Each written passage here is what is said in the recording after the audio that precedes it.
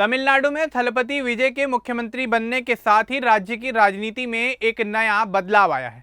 उनकी कैबिनेट में 29 साल की एस कीर्तना सबसे युवा और इकलौती महिला मंत्री बनाई गई हैं। शिवकाशी से पहली बार विधायक चुनी गई कीर्तना ने 70 साल पुराना रिकॉर्ड तोड़ा है। वे काफ़ी बेहतर हिंदी बोलती हैं और यही वजह है जिसे लेकर अब उनकी सबसे ज़्यादा चर्चा हो रही है। हाल ही में तमिलनाडु में हुए नई सरकार के शपथ ग्रहण के दौरान प्रमाण पत्र न होने से वे विधायकी की शपथ नहीं ले पाईं, लेकिन मंत्री पद की शपथ ले चुकी हैं। उनकी कहानी मेहनत और नई सोच की एक मिसाल है। तो चलिए आगे बढ़ते हैं और आपको विस्तार से बताते हैं कि आखिर क्या है ये पूरा मामला। लेकिन उससे पहले बात कर लेते हैं एस कीर्तना के जीवन के बारे में। दरअसल एस कीर्तना, जिनका पूरा नाम संपत कीर्तना है, उनका जन्म साल 1996 में तमिलनाडु के विरुधुनगर जिले में हुआ। उनके पिता का नाम संपत है और वो एक मिडिल क्लास फैमिली से ताल्लुक़ रखती हैं और उन्होंने कभी बड़े राजनीतिक घराने से जुड़ाव नहीं रखा। कीर्तना बचपन से ही मेहनत करने से कभी पीछे नहीं रही। उन्होंने तमिल मीडियम के सरकारी स्कूल से अपनी शुरुआती पढ़ाई की। उनके घर की स्थिति ऐसी थी कि वो सरकारी स्कूल में ही पढ़ाई कर पाईं। स्कूल के दिनों में वे काफ़ी होनहार छात्रा थीं। बाद में उन्होंने मदुरई विश्वविद्यालय से जुड़े कॉलेज से गणित में बीएससी की डिग्री हासिल की। साल 2019 में उन्होंने पांडिचेरी केंद्रीय विश्वविद्यालय से स्टैटिस्टिक्स में एमएससी की डिग्री पूरी की। पढ़ाई के दौरान वे अलग अलग भाषाओं में रुचि रखती थीं।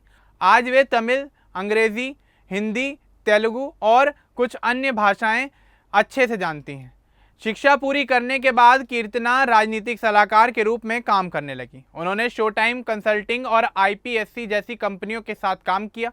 वे चुनावी रणनीति बनाने, डिजिटल कैंपेन चलाने और ज़मीनी स्तर पर काम करने में काफ़ी माहिर हो गईं। उन्होंने डीएमके नेता एमके स्टालिन समेत कई बड़े नेताओं के साथ काम किया। टीडीपी नेता चंद्रबाबू नायडू के चुनावी अभियान में भी उन्होंने काफ़ी अहम भूमिका निभाई। कीर्तना ने टीवीके में आने से पहले कई दलों के साथ काम किया। उन्होंने कहा कि टीवीके में उन्हें आसानी से मौका मिला क्योंकि यहाँ क्षमता को देखा जाता है। पार्टी के शुरुआती दिनों में उन्होंने पर्दे के पीछे काम किया। युवाओं को जोड़ने, क्षेत्रीय योजनाएं बनाने और सोशल मीडिया पर संवाद बढ़ाने में उनका काफ़ी अहम योगदान रहा। 2026 के तमिलनाडु विधानसभा चुनाव में टीवीके ने शिवकाशी सीट से कीर्तना को टिकट दिया था। शिवकाशी को भारत की पटाखा राजधानी कहा जाता है। यहाँ पटाखा उद्योग बड़ा है, लेकिन सुरक्षा की चुनौतियाँ भी हैं। कीर्तना ने इस सीट पर कांग्रेस के अशोकन जी को 11,670 वोटों से करारी शिकस्त दी। उन्हें इस चुनाव में 68,709 वोट हासिल हुए। वे शिवकाशी की पहली महिला विधायक भी बनी। शिवकाशी में हुई उनकी इस जीत ने 70 साल पुराने पुरुष वर्चस्व को तोड़ दिया। चुनाव जीतने के बाद कीर्तना की हिंदी में बातचीत सोशल मीडिया पर काफ़ी तेज़ी के साथ वायरल हो गई।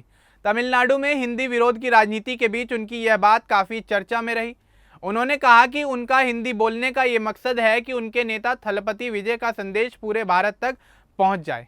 वे चाहती हैं कि टीवीके की विचारधारा राष्ट्रीय स्तर पर पहचानी जाए।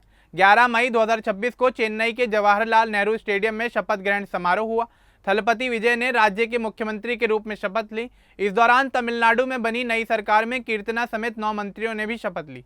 वे कैबिनेट में इकलौती महिला और सबसे युवा मंत्री हैं। अन्य मंत्रियों में के सेंगोट्टयन, एन आनंद, आदव अर्जुन आदि शामिल हैं। शपथ ग्रहण के अगले ही दिन विधानसभा में जब विधायक शपथ का समय आया तो कीर्तना प्रमाण पत्र नहीं ला पाई। विधानसभा सचिव ने उन्हें शपथ लेने से रोक दिया। उन्होंने कहा कि प्रमाण पत्र जमा करने के बाद वे शपथ ले लेंगी। टीवीके के कुल विधायकों की संख्या पर इसका थोड़ा असर पड़ा, लेकिन यह अस्थायी है। कीर्तना ने शपथ लेने के बाद मीडिया से बातचीत की। उन्होंने कहा कि बदलाव आ चुका है। वे बोली कि विजय लोगों की क्षमता देखते हैं। यह सरकार 35 से 50 साल तक चलेगी और सबसे लंबे समय तक रहने वाली सरकार बनेगी। कीर्तना के करियर में कई बड़ी उपलब्धियां भी शामिल हैं। वे पहली बार चुनाव लड़ी और पहली ही बार में उन्हें बड़ी जीत हासिल हुई और मंत्री बनाया गया। शिवकाशी के लिए उन्होंने अलग घोषणा पत्र बनाया जिसमें पटाखा उद्योग की सुरक्षा और अग्निशमन केंद्र बढ़ाने जैसी बातें थीं। उनकी संपत्ति करीब 22 लाख रुपए है। उनके खिलाफ फिलहाल कोई आपराधिक केस नहीं है। उनके हिंदी बोलने पर विवाद हो गया। कुछ लोगों ने इसे तमिल संस्कृति के खिलाफ बताया, लेकिन कीर्तना ने साफ कहा कि भाषा सीखना अवसर बढ़ाता है। उन्होंने कई राज्यों में काम किया, इसलिए भाषाओं का ज्ञान फायदेमंद रहा। वे राजनीति को सेवा मानती हैं। उन्होंने कहा कि राजनीति से डरना नहीं चाहिए, बल्कि इसमें आना चाहिए। वे खुद को उदाहरण मानती हैं। टीवीके ने तमिलनाडु विधानसभा चुनाव 2026 में 108 सीटों पर जीत का परचम लहराया।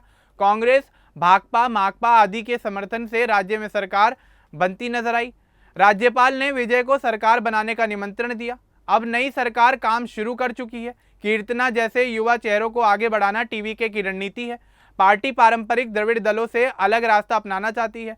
कीर्तना की नियुक्ति महिलाओं और युवाओं को संदेश देती है। उनका कहना है कि शिवकाशी के लोगों की समस्याएं जल्द सुलझ जाएंगी।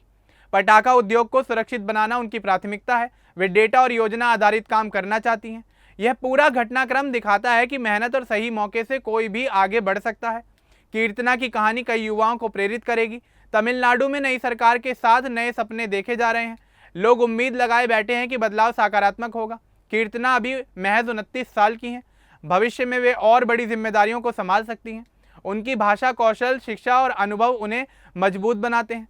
विवादों के बावजूद वे अपनी राह पर आगे बढ़ रही हैं। तमिलनाडु की राजनीति में यह नया अध्याय शुरू हो चुका है।